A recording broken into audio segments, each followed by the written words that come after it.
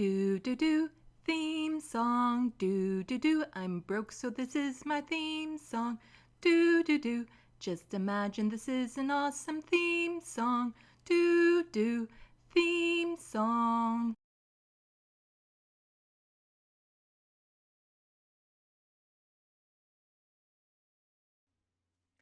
Hello, welcome to Left of the Box News Bites. Bonjour, bienvenue. I'm Sandy. We had our first National Truth and Reconciliation Day, and I have strong opinions about what happened. Since I'm a content creator, it's required by YouTube law that I make a video about it. Please hit the like and subscribe buttons to prove to the YouTube algorithms I made this video so I don't go to YouTube jail. Twitter, sure, follow me there. And unlike Justin, I don't take vacations, mainly because I can't afford any. So please help me out by becoming a patron, link in the description box below. I'd love for this to be my official job and for it to one day allow me some disposable income, which I would use to make my videos better. Orange Shirt Day started in 2013 as a way to honor Indigenous children and educate Canadians about the impacts the residential school system had on Indigenous communities. The symbol of the orange shirt was inspired by accounts of Phyllis Jack Webstad, who had her new orange shirt taken away from her during her first day of residential schooling. In accordance with the Truth and Reconciliation Commission, this day, September 30th, was made into a national statutory holiday. So it started back in 2015 when the Truth and Reconciliation Commission came out with its 94 calls to action. Yeah, no. It took the discovery of over 1,000 unmarked graves near former residential schools this past year for the government to be shamed into doing the bare minimum. So far, 14 of the 94 actions have been implemented, which is up from 8 since last year, so progress? At this rate, all the calls to action will be completed by 2062, providing the climate crisis hasn't taken out our planet by then. That is, yeah, that's a horrible, horrible reality. So what does it mean to make this day a national statutory holiday? It's a holiday for federal government employees and private sector employees to whom the Canadian Labour Code applies. National means everyone, right? Nope. The governments of BC, Manitoba, Nova Scotia, PEI, and the Northwest Territories also added the day to their employment legislation, which means Alberta, not surprising, Saskatchewan, Ontario, again, not surprising, New Brunswick, and Quebec have chosen not to recognize September 30th as a statutory holiday. From what I've found, the Yukon, Nunavut, and Newfoundland are leaning towards it being a holiday, with many businesses and workplaces closing for the day, and they had events to recognize it, but it isn't officially a holiday. As always, links to where I'm getting my information can be found in the description box below. My thoughts on this day are conflicted. Do I feel there should be a national holiday to reflect and learn about what Canada has done and is continuing to do to Indigenous peoples? Yes. But I fear with it being marked on one day, people won't think about it the other 364 days of the year. I worry this day will become nothing more than a way for officials to virtual signal and pretend they care while doing nothing to improve the lives of Indigenous peoples. Just like the Bell's Let's Talk Day puts the focus on suicide prevention one day a year, which I suppose is good if you were planning on killing yourself that day, but their practices don't support their message. And many other companies have also gotten on board with the Let's Talk Day and send out messages and offer bargains.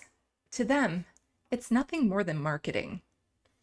The rest of the year, they ignore the issue. I don't want this to be the case with the Orange Shirt Day. I don't want it to be the case with the Bell Let's Talk Day, but that pattern has already been established. National Truth and Reconciliation Day needs to be backed by meaningful actions the rest of the year. I worry it will become nothing more than a day non-Indigenous folks acknowledge to make themselves feel better and feel like they've done their part.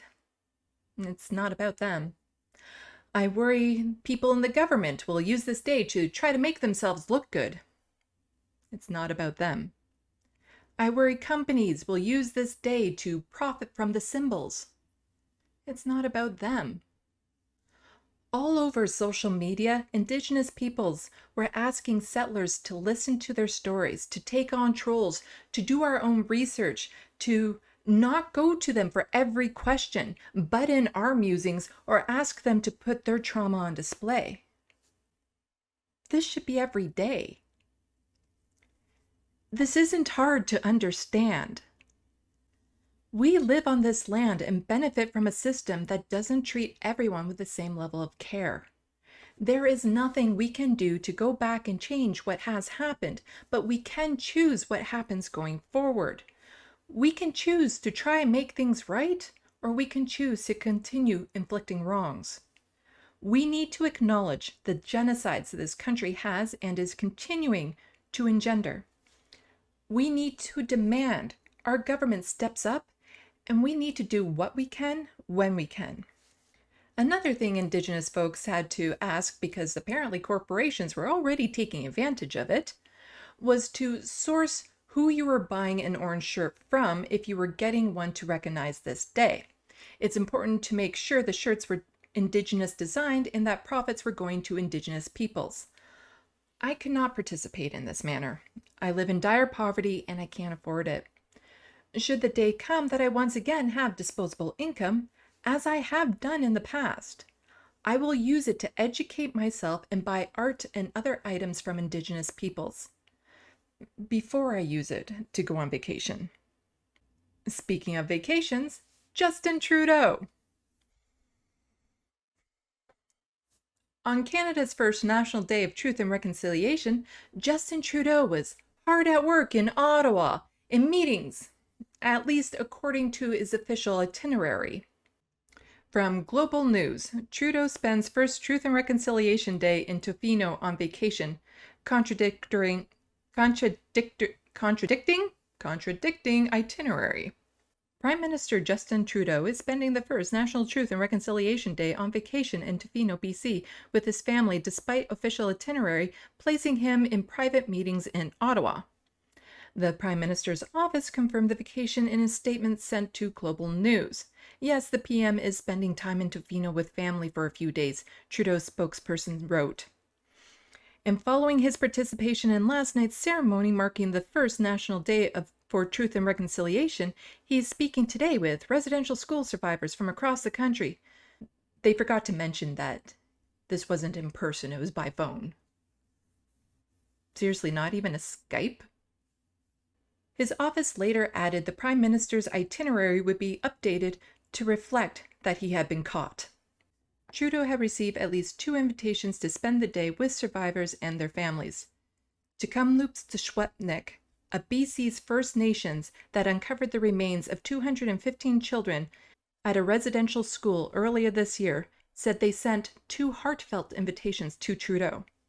While Trudeau did end up traveling to BC on Thursday, it was to spend the day with family in Tofino rather than take the community up on their invitation. Trudeau did participate in a reconciliation ceremony Wednesday night on Parliament Hill. His posted public itinerary for Thursday, Truth and Reconciliation Day, had him in Ottawa for private meetings. But Global News discovered he was on a westbound government jet by 8 a.m. Eastern, not to Kamloops, but to Tofino for a vacation with his family. Why not in person, sir? Thursday afternoon, our camera caught up to Trudeau, but he wasn't talking. They invited you. Later, his official account tweeted, "I spent some time on the phone today with residential school survivors from across the country, hearing their stories and getting their advice on the path forward." This led to Terrell sending out this now emblematic image on Twitter. I also grabbed an image and ran it through my fancy software, which has a reveal filter, and this is what it showed. A little more, it's just about there. Got it. That seems about right. Liberal loyalists were quick to go to his defense, some saying that he went to a ceremony the night before and he made calls, so that's good enough. Others pointing out that this was the anniversary of his father's passing and birthday of his late brother, so that's why he went. There were absurd justifications like, think of the tourism the speech will get because of him, and, well, he just finished an election, he's entitled to a vacay. Basically, a lot of settlers saying that because he has done some good for Indigenous folks, he's better than the rest, so cut him some slack. Ignoring the promises he broke, his dismissal of Indigenous voices, and the active harm he is currently committing against him. Here's a tweet from a Twitter peep of mine that puts it rather plainly. Propaganda. PSA. If you as a settler find yourself dictating the terms of reconciliation to an Indigenous person, you're not reconciling anything. Hey, liberals. Yeah, the two of you watching who clicked on this video because you've seen me criticize the Conservatives and call out the NDP, so assume I'm on your side. Stop. Please, just stop. Stop it. Stop. Stop trying to justify something that has no justification. You're twisting yourself into knots to do so, and our healthcare doesn't cover physio. Stop pretending like you don't know how this looks. Stop denying that if this had been a government representative from another party who did this, you wouldn't be crying foul. I guarantee you, if Jagmeet goes scuba diving on November 11th, it'll be in the news. This day is supposed to be a day for reflection, honoring, learning, and listening. What Justin did was wrong. You need to accept he's not perfect. This doesn't mean you have to hate him or walk away from the Liberal Party, although I encourage you to do so. If you're incapable of criticizing your leader and your party, they're allowed to get away with whatever they want, even when their actions go against their words. It's up to the supporters to be a check. If you step back and look at the actions this party has done, can you truly say they represent your values? Or will you continue to allow words to maple wash every misdeed, blatantly wrong, and harmful action this party does to others? I have called Justin many unkind but accurate names. I don't hold back what I feel about him. One thing I haven't intentionally called him is stupid. It's entirely possible I may have referred to him as an idiot or something out of anger. I don't know. He is a grown-ass adult capable of anticipating how his actions would reflect on him if he were caught. He made the decision to go, and there's no good reason. He knows that. He didn't care. If this was truly a way for him to remember his lost loved ones, why not be upfront about it? People could understand it if he said, I'm attending the ceremony the night before so I can spend tomorrow with family to remember my father and brother.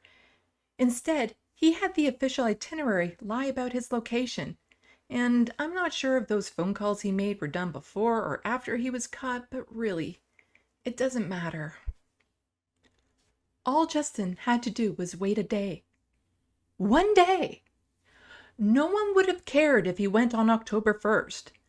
I mentioned earlier, this day was the bare minimum the government could do. Showing up to an Indigenous community was the bare minimum Justin could have done. Because of his apparent cold shoulder to Indigenous folks, many were upset. Yeah. And many of them didn't accept Justin's apology as sincere. Yeah.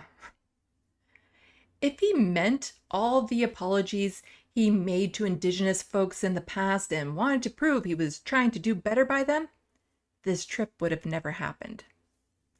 And instead of people being upset with Justin, they were upset with the Indigenous folks who didn't accept it or claimed not to understand why it was a big deal Justin didn't show up. From Global News. Very hurtful, AFN National Chief Archibald criticizes Trudeau for Tofino holiday.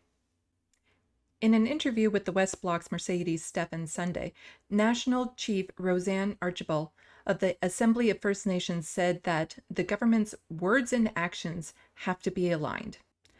When the Prime Minister talks about reconciliation, please, don't go on holiday on the very first National Day for Truth and Reconciliation. Participate in an event on the day, not the day before. That would be more in alignment with his real commitment to reconciliation. She also sent out this official statement. The statement from the National Chief Archibald on Prime Minister Trudeau's absence on inaugural Truth and Reconciliation Day. As I stated to the Catholic Church, hollow apologies will no longer be accepted. As National Chief on behalf of all First Nations, I expect concrete action and changed behaviors. The Prime Minister must demonstrate through his actions that he is committed to the healing path forward. Let's remember that truth and reconciliation is about survivors and those children who died in the institutions of assimilation and genocide. Therefore, I ask the media outlets to give as much time to survivors' stories as they are giving to the Prime Minister's behavior on September 30th.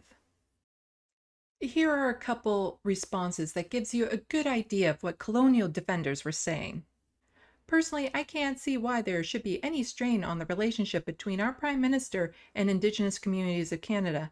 He is, after all, the only Canadian PM who has cared enough to make Indigenous affairs an important part of his governing.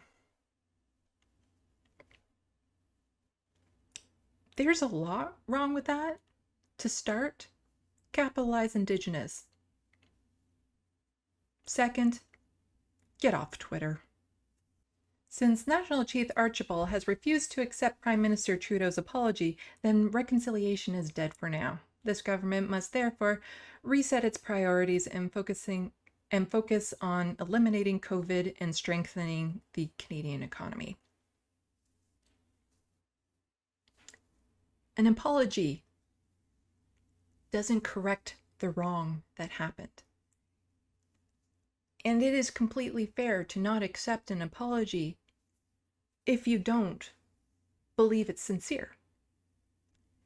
That doesn't mean that reconciliation is dead for now. It kind of exemplifies why we need it. These defenders of Maple Wash then turned their anger to the media, saying they made the day more about Justin's trip than what the day was supposed to represent. How unfair, the media bias. They're usually so fair and balanced to everyone. How dare they focus on him? Yeah. If Justin didn't go on the trip, the media wouldn't have reported on it. It's not the media's fault. Reporting on the truth makes Justin look bad. And I do agree with what was stated earlier, that the media should have spent more time with Indigenous stories than they did on the Prime Minister. It's almost as if they have an establishment bias going on. Justin has since given more apologies and admitted it was wrong of him to go on vacation that day. They're linked below if you care to see them. True and on, folks, since he has admitted to it, you have permission to say it was wrong as well, Go ahead. Give it a try. Just repeat after me. It was wrong for Justin to go on vacation on the first National Truth and Reconciliation Day. Feels good to just kind of get that out, doesn't it? Huh? Here are a couple tweets about the apology. From Johnny Bowhunter, Justin Trudeau didn't apologize to all FNMI people from across the country for his actions on September 30th. This is an unacceptable apology. And from Jill Bennett, the arrogance here, especially in the second non-answer. And that was quote tweeted from Camille. Trudeau is asked twice by Ashley about the reasoning behind the decision to go to Tofino. Trudeau doesn't answer both times. I think how it happened is far less important than that it happened. Since this isn't about me, It's not for me to say if his apology was adequate. What I will say is, given his pattern of being insincere, if he were to apologize to me for any reason, I preemptively don't accept it. I'm going to end with this gem of a tweet from a Justin Trudeau minion. Will the media be upset if Justin Trudeau goes on holiday on Halloween? Best to leave Halloween out of this. We don't want to give him any ideas. Don't forget all the button pushing stuff. I'm sure I've pushed a couple buttons myself. Help share this video, follow me on Twitter, and a reminder, once I get over 1,000 subscribers, I will attempt live streaming, providing I can figure out how and I have the system requirements, but I will give it a go. If you can, please become a patron. Thank you so much to the wonderful people who have already signed up. I really appreciate your support. Salut, à la prochaine. Thank you for watching and stay tuned. I'm Sandy, wishing your tomorrow is better than your today.